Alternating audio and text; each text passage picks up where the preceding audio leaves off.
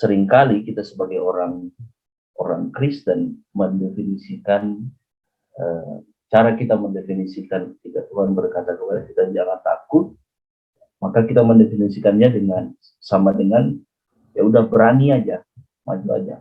Nah, apakah benar demikian?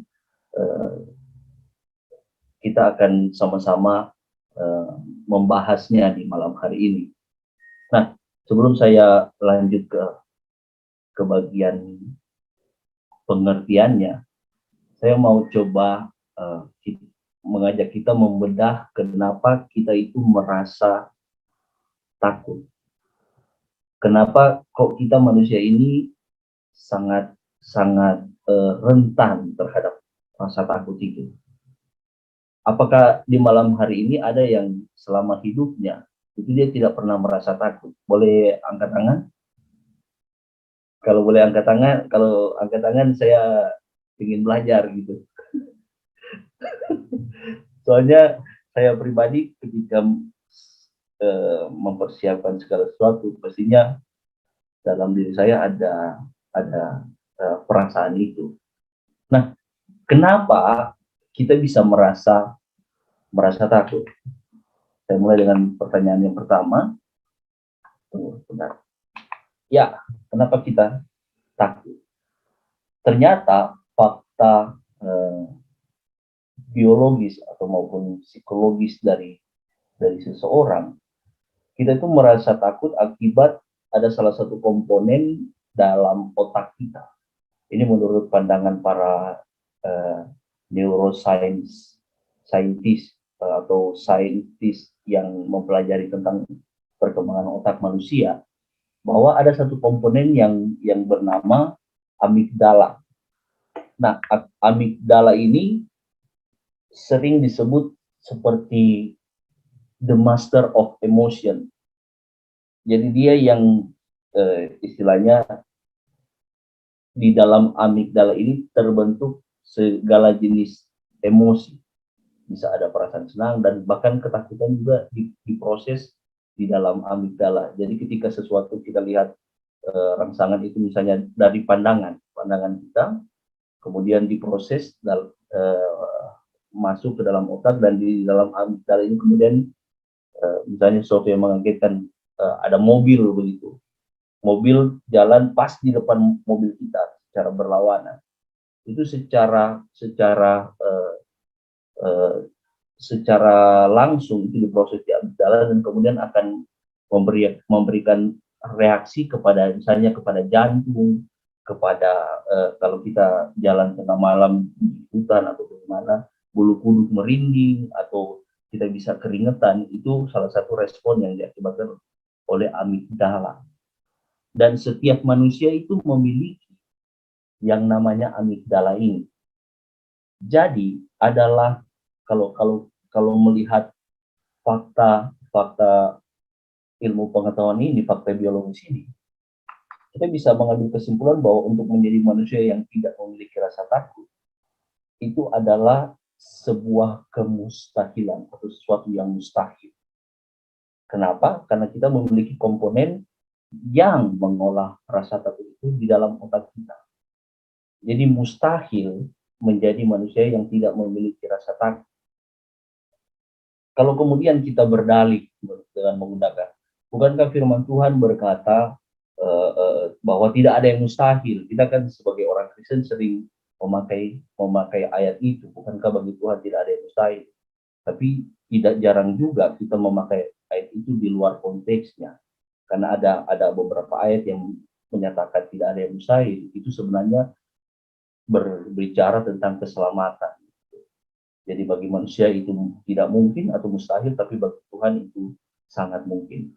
Nah, kenapa saya berkata seperti itu? Karena pada kenyataannya, pribadi Yesus sendiri dalam kemanusiaannya, kan kita semua percaya bahwa Yesus itu adalah seorang pribadi yang 100% Allah, ilahi, dan 100% insani, manusia. Dan dalam kemanusiaannya, dia juga merasakan perasaan yang sama seperti kita, rasa takut. Kita ingat puncaknya itu ketika di peristiwa Taman Getsemani. Bagaimana kemudian digambarkan oleh penulis Injil, kitab Injil, bagaimana Yesus peluhnya itu menjadi seperti darah. Dan menurut penelitian ilmu pengetahuan sekarang bahwa kemungkinan besar itu pembuluh darahnya akibat tekanan itu yang saya bilang tadi, di amigdala ini diproses kemudian dikirimkan reaksinya ke jantung. Jantung akan memompa lebih keras dan kemudian bisa mengakibatkan yang namanya, ketika orang berses, bisa mengakibatkan yang namanya pembuluh darahnya itu bisa pecah dan kemudian bercampur dengan keringat. Itu penjelasan secara saintifik gitu. Yesus sendiri mengalami yang namanya Yesus dalam keadaannya sebagai manusia mengalami yang namanya rasa takut. Jadi adalah mustahil bagi seorang manusia untuk tidak pernah merasa takut. Nah, ketika saya coba menggali tentang rasa takut ini, saya menemukan sebuah penelitian yang dilakukan oleh seorang profesor di bidang psikologi dari Georgetown, Amerika. Dia kemudian menulisnya dalam sebuah buku. Buku itu berjudul The Fear Factor. Buku berjudul The Fear Factor ini dia keluarkan hasil dari penelitiannya, dan saya rasa ada hal yang cukup unik di sini. Karena saya coba-coba bertanya, apakah di dunia ini ada orang yang tidak sama sekali tidak pernah merasakan ketakutan. Dan di The Fear Factor, uniknya dia melakukan penelitian yang menjadi objek penelitiannya itu bukan orang kebanyakan atau orang pada umumnya, tetapi ada dua jenis orang, dua jenis kelompok besar yang dia teliti. Kelompok pertama itu yang dinamakan ini altruis. Altruis itu apa ya pengertiannya, orang yang secara sukarela mau menolong orang lain tanpa mengharapkan imbalan.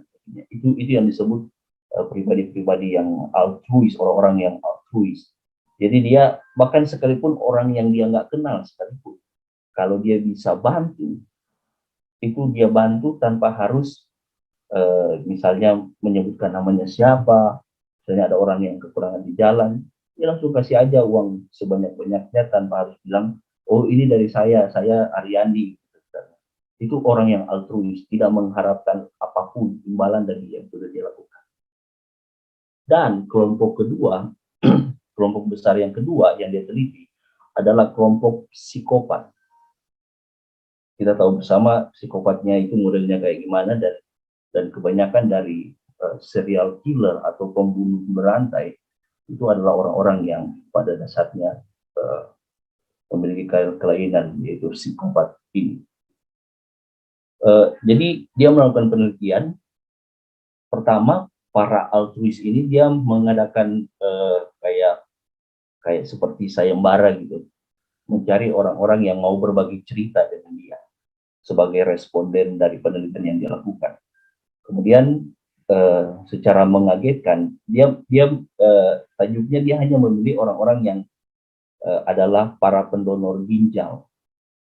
Jadi dia mengumpulkan ada pendonor ginjal itu yang bersedia untuk bercerita, tapi tanpa harus menyebutkan namanya, tanpa anonim gitu, anonim. Dan secara mengejutkan, ternyata ada sekitar 200-an lebih orang yang mendaftar di penelitian yang hendak dia lakukan ini.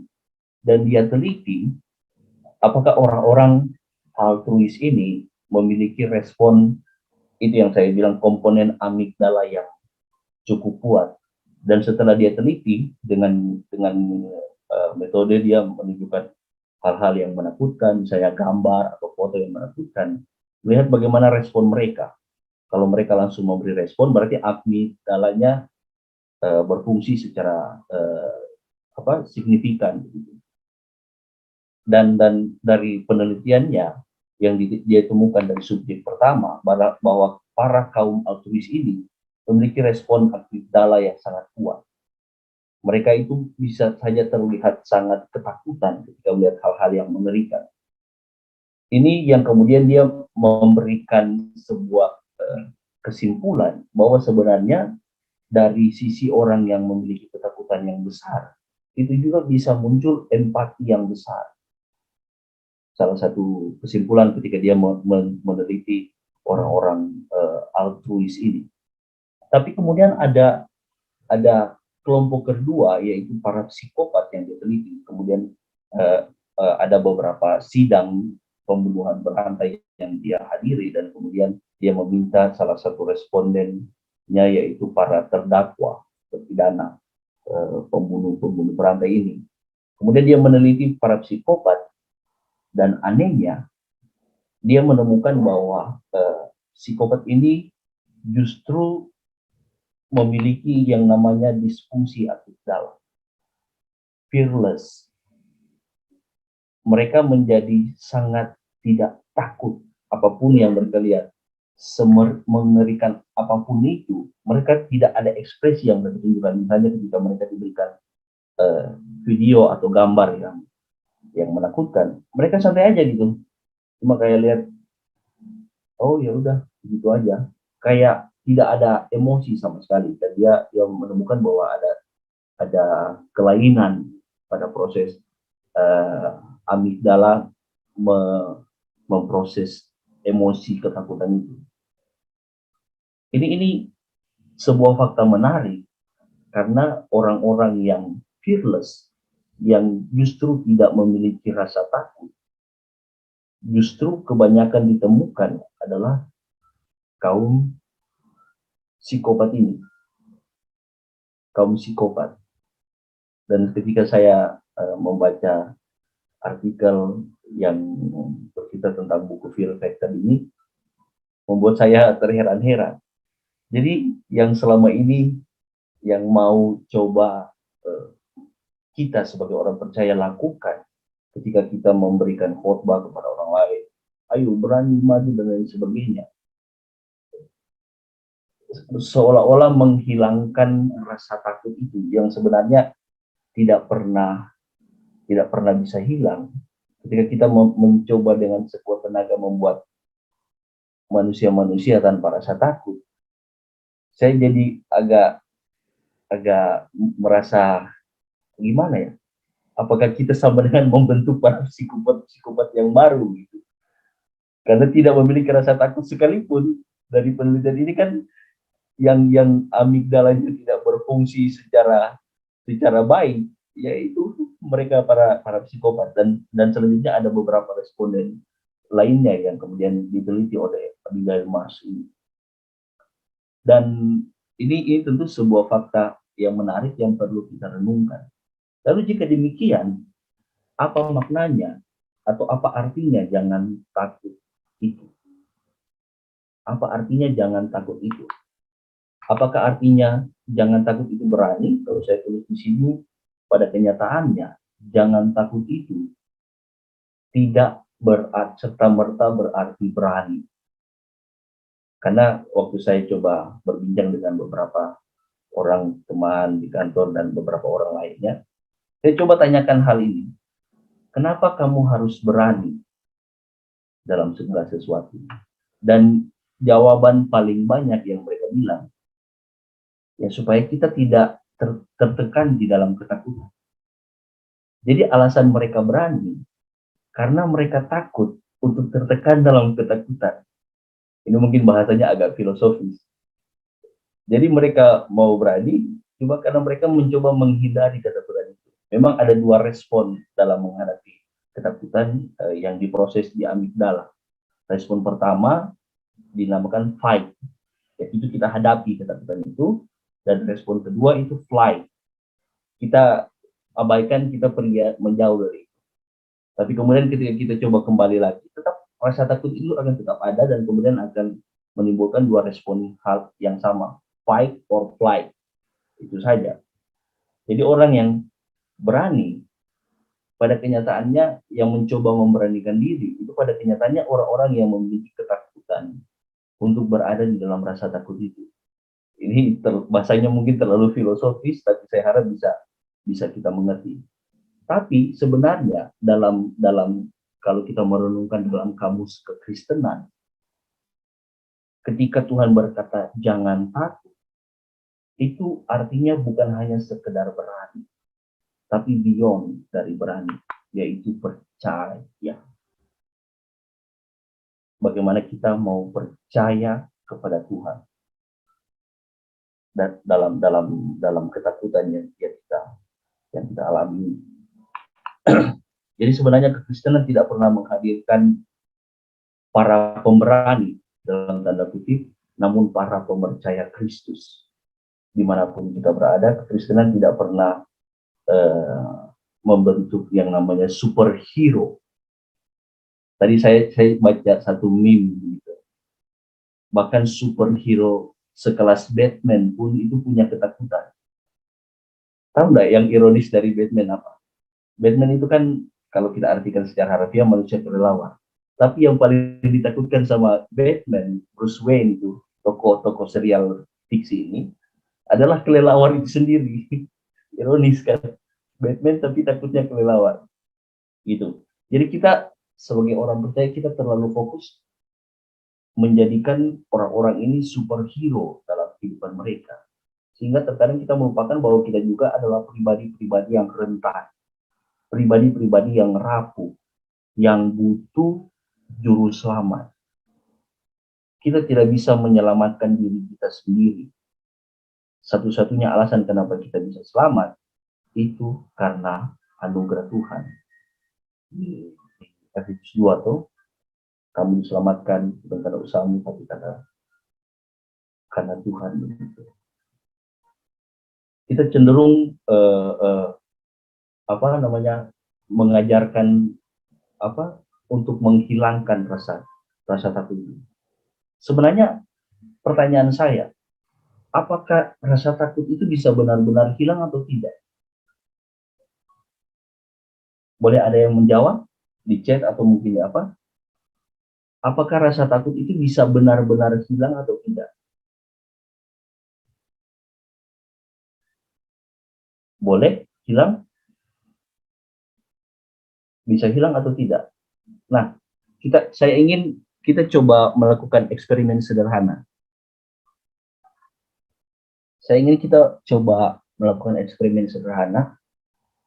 Saya ingin kita semua memikirkan tentang angka 5. Sudah dipikirkan angka 5? Bentuknya 5, gimana, atau 5 begini? Sudah dipikirkan? Nah, sekarang saya minta coba kita semua hilangkan angka 5 itu dari pikiran kita. Coba kita hilangkan angka 5 itu. Apa yang terjadi? Angka 5-nya justru semakin besar. Iya kan? Ketika kita mencoba menghilangkan angka 5 yang sebelumnya kita pikirkan itu, angka 5-nya justru jadi lebih besar. Malah bisa muncul di depan kepala kita 5. Ayo hilang 5. Pada kenyataannya 5-nya malah justru lebih powerful. Nah, eksperimen kedua. Sekarang coba kita pikirkan angka 7. Angka 7, gini 7, atau 7 yang bentuknya angka begini. Sudah dipikirkan angka 7? Sudah? Nah, sadarkah kita, waktu kita memikirkan angka 7, itu sebenarnya kita tidak sedang memikirkan angka 5.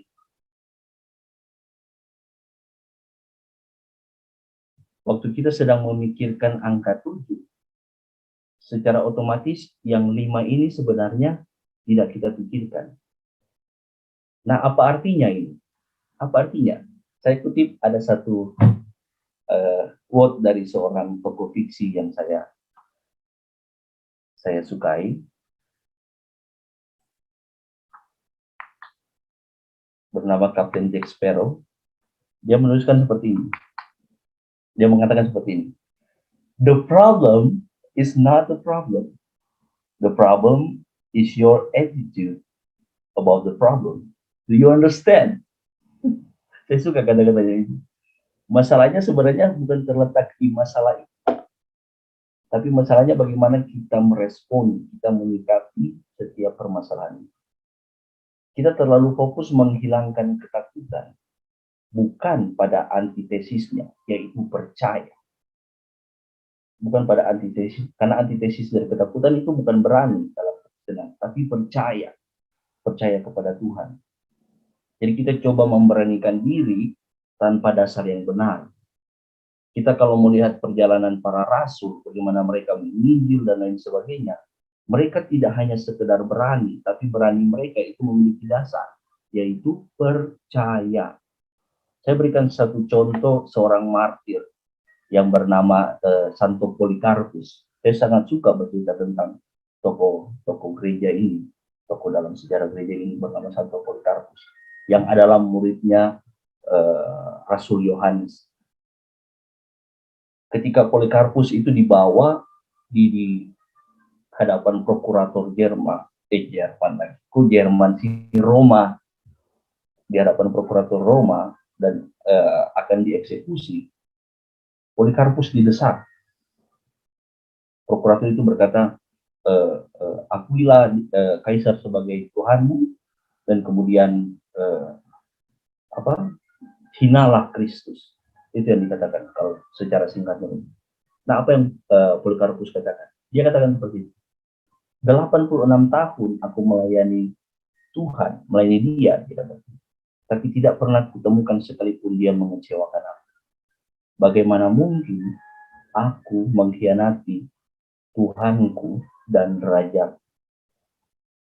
Mungkin kita mendengarnya di masa sekarang ini secara biasa, tapi di masa itu, ketika kita menyebut ada Tuhan dan Raja selain Kaisar, kita sedang mengangkat bendera perang melawan kekaisaran di masa itu. Jadi yang Polikarpus lakukan itu adalah blasphemy terhadap Kaisar, adalah penghujatan terhadap Kaisar yang dia lakukan ketika didesak oleh prokurator Romawi. Lalu kemudian prokurator dengan sangat marah, kemudian cepat akuilah Kaisar sebagai sesembahanmu, Tuhanmu dan rajamu, begitu kalau secara singkatnya. Kemudian apa yang dibalas oleh Polikarpus? Kan engkau begitu mendesak aku, yang dikatakan Polikarpus, untuk kemudian tanpa mengenali siapa sebenarnya aku dan apa sebenarnya aku. Dengarkan ini, aku menjelaskannya secara tegas bahwa aku seorang Kristen. Ini yang saya bilang keberanian yang bukan hanya keberanian sekedar berani, tetapi yang berdasar kepada percaya. Ketika dia mengatakan dia adalah Kristen, dia sedang mengatakan bahwa aku adalah pengikut Kristus. Dia sedang menceritakan tentang identitasnya sebagai pengikut Kristus. Dan dia menantang prokurator Romawi, dia bilang, kalau kamu ingin belajar tentang kekristenan, doktrin kekristenan, cari waktu, kita berdua belajar. Wah, padahal itu ada di persidangan, di sebuah seperti amphitheater begitu, di mana Polikarpus akan dihukum mati. Tapi kemudian dia menyatakan secara tegas bahwa dia adalah seorang pengikut Kristus. Ini tentu merupakan salah satu contoh yang bisa kita pelajari tentang bagaimana orang yang tidak memiliki rasa takut, bukan pada dasarnya mereka nekat. Karena kebanyakan dari kita ketika berkata tidak takut, kita sama seperti orang dunia mengartikannya. Ya udah, maju aja, gas aja. Kata Pak Pendekar Ade, hajar aja bro. Gitu. Kita menjadi kayak orang-orang dunia yang memandang seperti udah hadapi aja dan lain sebagainya, nekat aja tanpa memiliki dasar yang benar. Karena dasar kita sebagai orang percaya bukan bagaimana kita melaluinya, berani melaluinya, tapi bagaimana kita mempercayai Tuhan ketika kita menjalani segala sesuatu.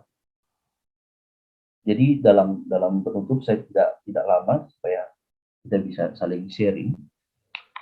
Dalam penutup, persoalannya bukan bagaimana takut itu hilang, tetapi apakah kita masih bisa tetap percaya sekalipun berada dalam ketakutan kita? Apakah kita masih bisa tetap percaya sekalipun berada dalam ketakutan kita? Kita ingat bagaimana ketika ketika apa namanya perahu yang ditumpangi murid-murid dan juga Yesus berlayar dan kemudian terjadi gelombang di sana, terjadi gelombang dan kemudian dengan ketakutan mereka berkata kepada Yesus, Guru, ada badai dan sebetulnya kita tahu seperti apa ceritanya. Kemudian apa yang Yesus bilang? Kenapa kamu seperti penakut? Kenapa kamu kok seperti penakut? Apakah itu yang Yesus bilang? Kenapa kamu kurang berani? Yang Yesus justru sentil kepada mereka, yaitu di mana iman? Kenapa kamu kurang percaya? Kita ingat bagaimana setiap kebimbangan para murid selalu diresponi di Yesus oleh kenapa kamu kurang percaya? Kenapa kamu tidak percaya? Jadi masalahnya sebenarnya bukan bagaimana takut itu hilang, tapi apakah kita masih tetap percaya kepada Yesus? Nah, permasalahannya bagaimana bisa kita tetap percaya kepada Yesus? Saya kembalikan seperti contoh eksperimen yang kita lakukan tadi, yaitu kita bukan memikirkan 5 lagi, tapi kita justru memikirkan 7. Apa 7 itu? Kita buka ayat dulu, karena dari tadi kita nggak buka ayat. Filipi 4 ayat 8. Jadi akhirnya saudara-saudara, semua yang benar, semua yang mulia, semua yang adil, semua yang suci, semua yang manis, semua yang sedap didengar, semua yang disebut kebajikan dan patut itu, pikirkanlah itu. Pikirkanlah semuanya itu. Nah, apa yang Paulus katakan kepada jemaat Filipi ini, sebenarnya dia sedang mengacu kepada berita Injil itu sendiri. Karena di ayat 9, dia katakan seperti apa yang telah kuajarkan kepada aku sebelumnya. Paulus hanya mengajarkan tentang Injil. So, bagaimana kita bisa tetap percaya, even di dalam ketakutan kita, yaitu kita tetap berpegang pada Injil Yesus Kristus itu sendiri. Bagaimana dia telah hadir bagi kita, bagaimana dia telah menjadi manusia. Saya suka perkataan salah seorang bapak reformator gereja bernama John Calvin dalam bukunya Institutio. Dia berkata seperti ini, inkarnasi atau firman yang menjadi manusia mengambil bagian dalam daging, menjadi daging gitu. Inkarnasi itu sebenarnya bukan pengurangan dari keilahian. Maksudnya begini, ketika Tuhan berinkarnasi, firman-Nya berinkarnasi menjadi manusia, itu bukan berarti Tuhan di surga itu kehilangan firman-Nya. Tidak seperti itu. Karena ini kita berbicara tentang hal yang sifatnya metafisika, yang beyond, yang melampaui atau pemikiran kita. Jadi inkarnasi pada hakikatnya itu bukan pengurangan keilahian, tapi inkarnasi sejatinya adalah penerimaan kemanusiaan. Bahwa dia yang tidak tersentuh itu rela menjadi terbatas. Dia yang tidak terbatas rela menjadi terbatas. Dia yang tidak tersentuh rela menjadi rapuh, supaya kita yang rapuh ini bisa mengambil bagian bersamanya dalam kemuliaan. Itu Injil yang sejati. Ketika kita pegang itu, dalam segala kondisi apapun kita berada, saya percaya kita bisa memiliki kekuatan atau bahkan keberanian yang sama yang dimiliki oleh para rasul, yang tidak takut sekalipun dibawa ke pengadilan, yang tidak takut sekalipun terpenjara, yang tidak takut sekalipun dihina, tidak takut sekalipun kekurangan dan lain sebagainya. Sebagaimana cerita saya tadi tentang Polikarpus, dia katakan 86 tahun aku melayani dia, tidak pernah kutemukan sekalipun dia mengecewakan aku. Tahukah kita pelayanan Polikarpus itu, dia diburu. Mereka ibadahnya bukan kayak kita sekarang, di ruangan ber-AC, udah bisa dengan band dan lain sebagainya. Mereka ibadahnya sembunyi-sembunyi, bicara sembunyi-sembunyi. Tapi itu dia bisa berkesimpulan, tidak pernah sekalipun kutemukan Tuhan mengecewakan saya. Saya pikir hanya orang-orang yang berfokus kepada Injil yang sejati inilah, yang benar-benar memahami Injil yang sejati, yang benar-benar seorang pemercaya Kristus. Ketika saya katakan percaya, itu bukan hanya sekedar konsep pengakuan secara verbal, tapi percaya di sini adalah keputusan hidup. Sekali Yesus tetap Yesus, itu yang saya katakan, yang saya maksud dengan percaya. Hanya orang yang benar-benar pemercaya Kristus yang bisa tetap menjalani kehidupannya sekalipun berada, sekalipun ketakutan menghimpit, tapi tetap maju karena dia tahu bahwa Tuhan sudah menyelamatkan dia. And that's enough, bahwa Tuhan tidak pernah meninggalkan dia, dan itu sangatlah cukup bagi dia. Saya pikir ini yang bisa saya sampaikan, dan kiranya Tuhan memberkati kita semua. Amin.